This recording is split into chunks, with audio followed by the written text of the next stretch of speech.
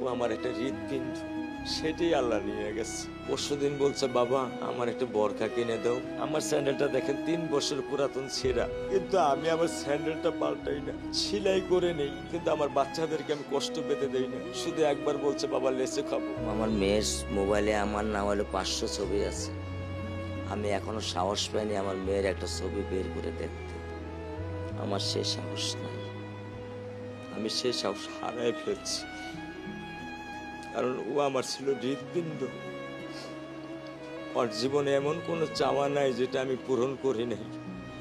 পরশুদিন বলছে, বাবা আমার একটা বরখা কিনে দাও। আমার চাচাতো ভাই বললো, ভাই ইসলামপুর থেকে 300-400 টাকা পাওয়া যায়। আমি সাথে সাথে নিউ মার্কেট থেকে আমি 1000 টাকা দিয়ে আমার মেয়েকে বরখা এনে দিচ্ছি।